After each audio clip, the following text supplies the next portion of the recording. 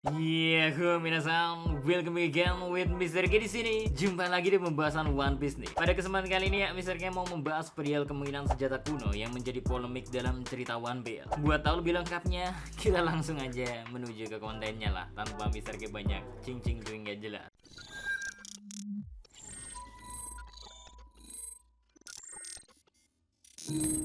Semua telah terkonfirmasi.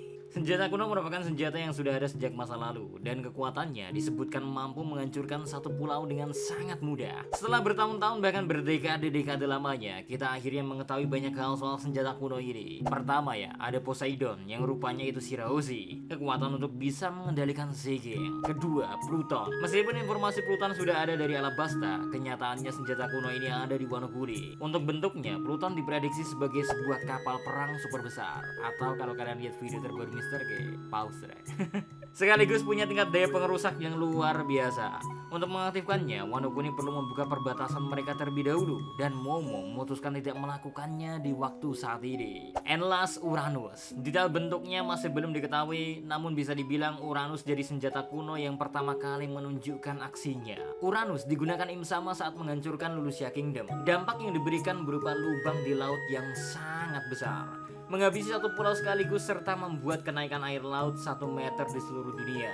Uranus menjadi milik pemerintahan dunia, tepatnya oleh Im Sama. Di pembahasan Dragon, Ivankov, dan Sabo, sebenarnya kita udah dikasih clue bahwa gak mungkin Dr. Vegapunk ciptain senjata penghancur seperti ini. Perkiraan mereka memang tepat, yang digunakan adalah senjata kuno. Sedangkan Dr. Vegapunk hanyalah menemukan Mother Flame, sumber daya yang dibutuhkan agar dapat menggunakan Uranus seperti semestinya.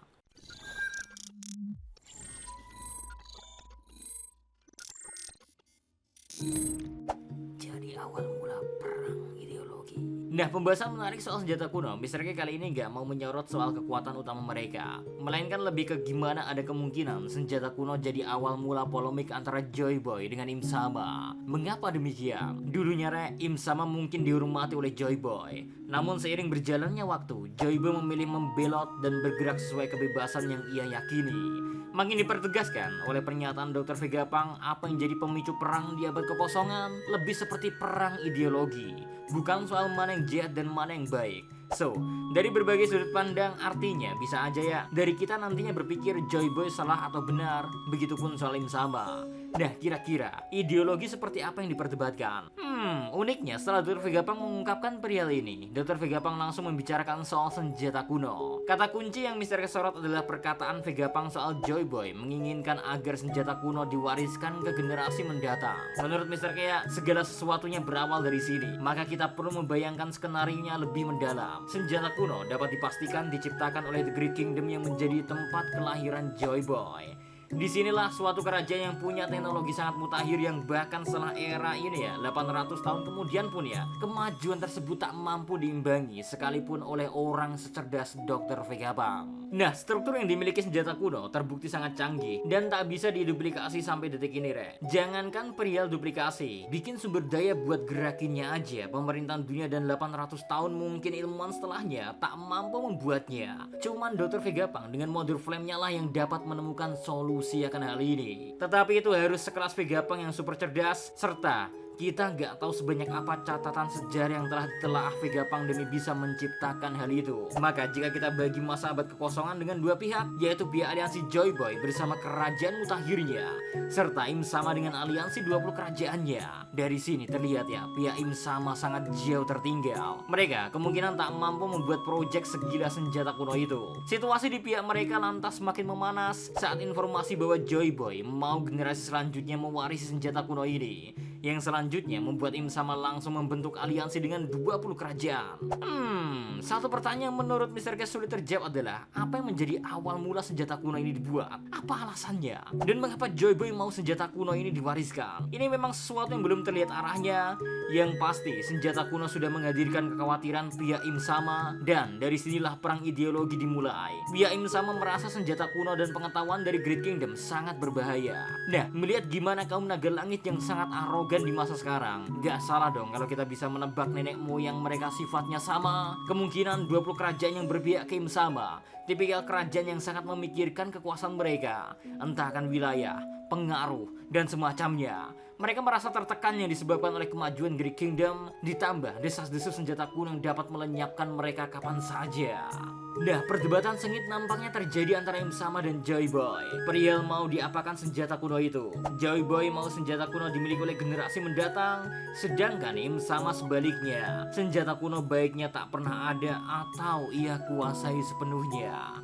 Im Sama pada akhirnya menghasut ke-20 kerajaan soal kemungkinan ancaman yang diberikan oleh senjata kuno, sehingga langsung membuat aliansi naga langit seperti yang kita kenal sekarang. Dan Aji mumpung meruntuhkan Great Kingdom yang tak sanggup mereka gapai sebelumnya. Sekilas kalau dari analisa ini ya, terlihat Joy Boy yang ada di tepi jurang kan, kayak kok bisa kepikiran mau generasi mendatang megang senjata berbahaya. Tapi sekali lagi, kita gak tahu awal mula senjata kuno ini dibuat. Karena bisa aja kan senjata kuno dibuat sebagai bentuk perlawanan terhadap kerajaan-kerajaan penuh tirani di era itu.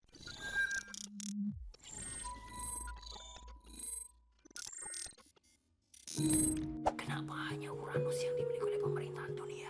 Oke, ini asumsi pribadi Mr. K soal polemik senjata kuno. Ya mungkin gak sepenuhnya benar, tapi Mr. K cukup yakin soal konsep pihak Im Sama dan Joy Boy memang berebut senjata kuno demi kepentingan mereka masing-masing. Tapi kalau benar begitu, kenapa senjata kuno yang dimiliki oleh pemerintahan dunia cuma Uranus? Kenapa gak langsung ketiganya aja?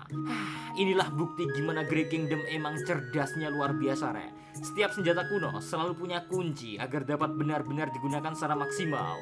Misalkan pada Poseidon yang harus menunggu waktu berabad-abad untuk terlahir kembali, atau juga Uranus yang membutuhkan sumber daya misterius yang tak terbatas. Untuk Pluton, ini baru prediksi semata ya.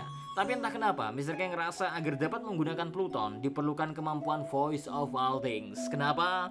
Meski senjata kuno ada yang berwujud benda dan makhluk hidup, namun tak mengesampingkan unsur kehidupan di dalamnya, termasuk perihal Uranus yang dibutuhkan sumber energi yang terus hidup. Makanya di video sebelumnya Mr. K sebut paus. Pluton kemungkinan sama, dan jika kita cocokkan ya Poseidon itu berlokasi di Fishman Island sebagai tempat kehidupan manusia ikan, maka Pluton diletakkan di Wonokuni karena orang Wonokuni kemungkinan besar mewarisi Voice of All Things tersebut.